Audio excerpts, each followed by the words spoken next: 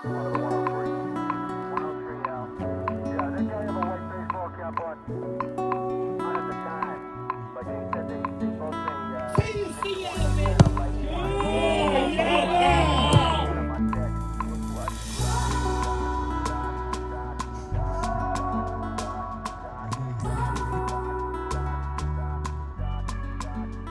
back to Be On The Ball.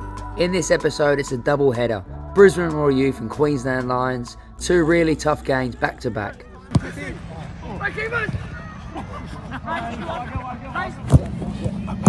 Yes, Ray. Yes, yes, Becky, love that. Yes, I have. Fucking hell, the best group so far. Yeah, obviously. Yam's in now, though. Yes, Yam. Take your thing out of it. Yeah. First up, we've got Brisbane Roar Youth midweek away from home, and that one didn't go our way. So in this episode, I'm breaking a few things down. I'll go through one of their goals, analyse a few key moments from both matches, look at what we did well and what we're still getting wrong. You'll also get my full post-game response, and of course, all the highlights from both matches. Oh, and stick around to the end, because one of the boys put on an absolute clinic, and let's just say it's Bexsy's world, and we're just living in it. Can't believe it's green. Well, you used to playing on 100%. I'm like, where's the cows at? Alright, let's get into it. Midweek, away from home, up against Brisbane Roar Youth. You always know what you're in for. Sharp players, high tempo, and if you're not switched on, they'll punish you. We came in with a plan, but football doesn't always play out how you want, so here's how it unfolded. Let's take a look at one of their goals and break down exactly what went wrong.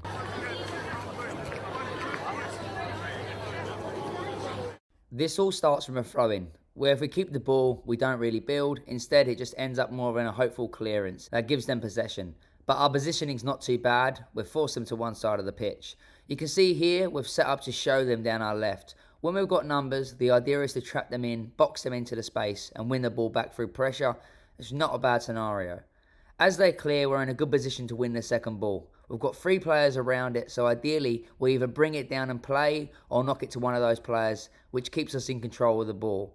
Instead, we've contested the header and made it a 50-50, which makes the ball end up back with them. They switch the play quick to the left, which we have left open. That's the risk when you commit numbers to one side. If you don't win it clean, they can hurt you wide. Right here in this clip, we've actually got a 4 versus 2 around the ball. If we recognise that and keep the ball, we can play through them easily. But instead, we go out the other side where we don't have any numbers, forced to play a long ball, and that's when it's a turnover. Now we've given it away, they've got runners going in behind. We are too late reacting and not quite tight enough to follow our runners when that ball goes in behind.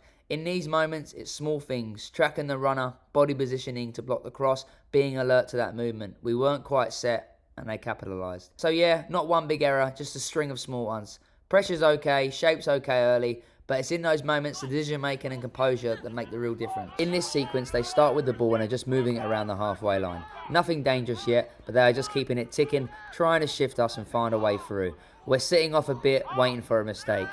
Here we win it back, a good movement, we've blocked the passing channel, done the hard bit defensively, but now it's about what we do next. We don't quite have enough options around the ball, and that's what kills us. When you win it back, you've got to have players already in motion, already showing, otherwise it just goes straight back to them, which it does here. Now they're back on it, and this is part that drains teams. You defend well, win it back, but can't hold on to it. Mentally and physically, that's exhausting, and good sides will punish you for that. Eventually, they're forced into a long ball, and we'll take that all day. That's the aim, for low percentages passes. It's a 50-50, and we do win it. But again, it's the same issue.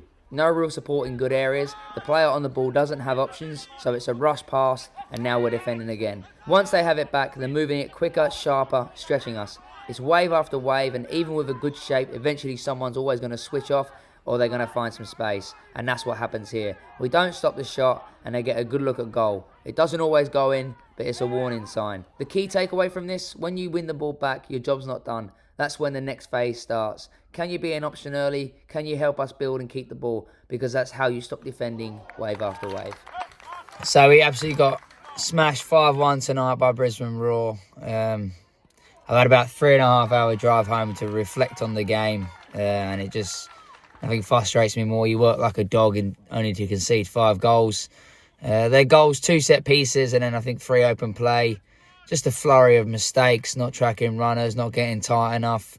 not being close enough as a unit, as a team, and just getting individually beaten. We press. Sometimes we're disorganised press. We're turning the game into a battle, and we're not a battling team. We've got to try and keep the ball and stay closer together. We were penetrating and getting the ball behind from long balls, but we were never really playing through. We needed to get the ball on the floor, get closer together as a full unit, and play out. Brisbane Roar, I thought their wingers done well today, and so were their midfielders, but they got the ball well. They played it out quite nicely, turned us, and then they had a massive gap.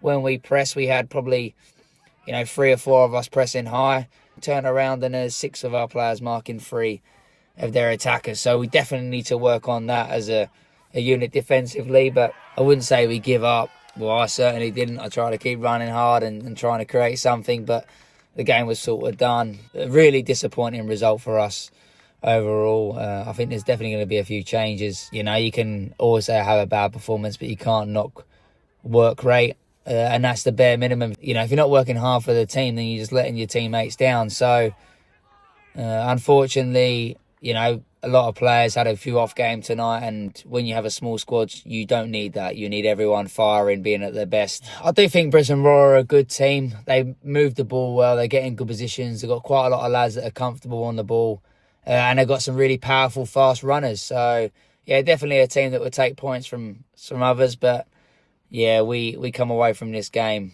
extremely disappointed. So, on to the next. We've got Queensland Lions on Sunday night. That's going to be a tough game. I hope it'll probably get rescheduled to away at Lions because of the rain that's been happening at the Gold Coast.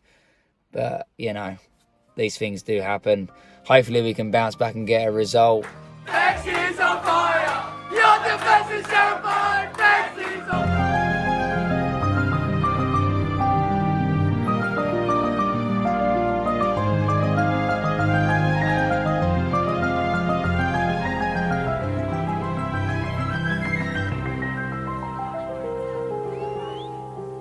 After that midweek loss, it's all about the response. Sunday, 4 p.m, away to Lions, and we know we needed to bounce back.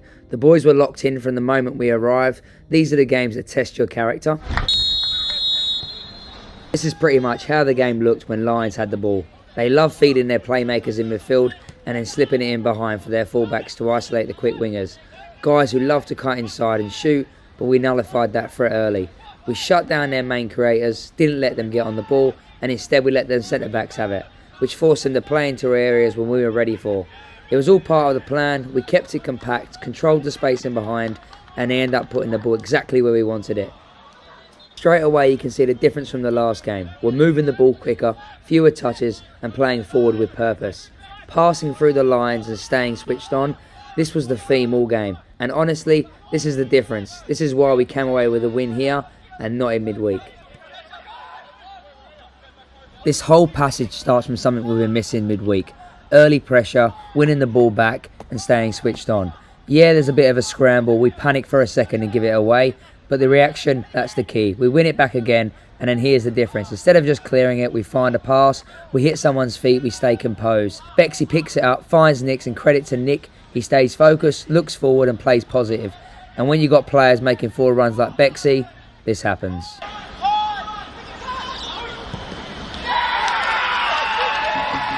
Becksy does what Becksy does. Clinical, confident, just pure class. Told you earlier, it's Beksy's world and we're just living in it.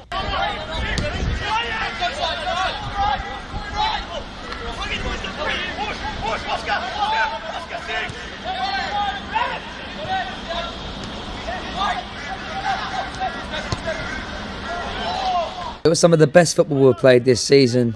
Playing forward early, moving it quickly and being brave on the ball. Proper penetration football, sharp, purposeful and positive.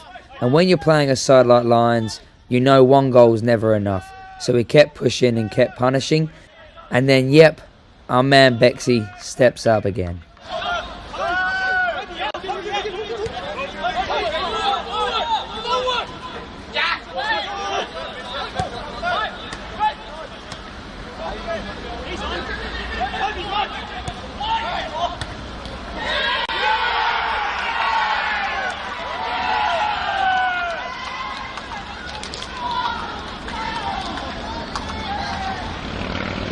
Lions didn't have many clear-cut chances, but this was definitely their biggest one of the half. Right before the break, if that goes in, it changes the game completely, but luckily for us it didn't.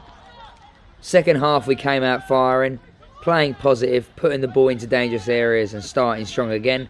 Something we hadn't done enough this season, but we nailed it here.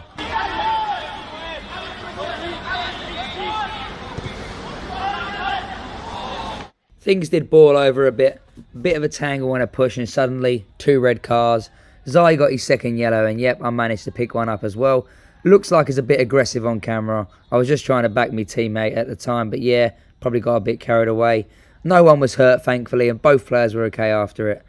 In the end, both teams went down to 10 men, but being honest, if one team had just lost a player, it would have been a totally different game.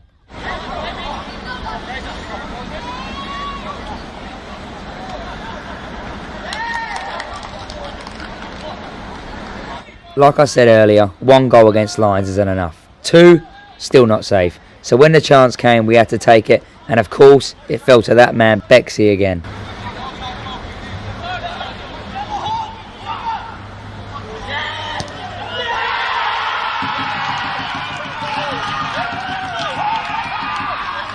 My word, what can't that boy do?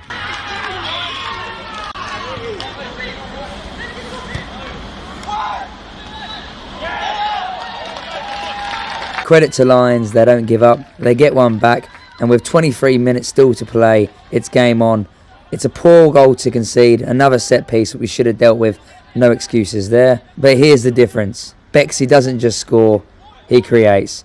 And when he puts it on a plate for Chris, it's lights out.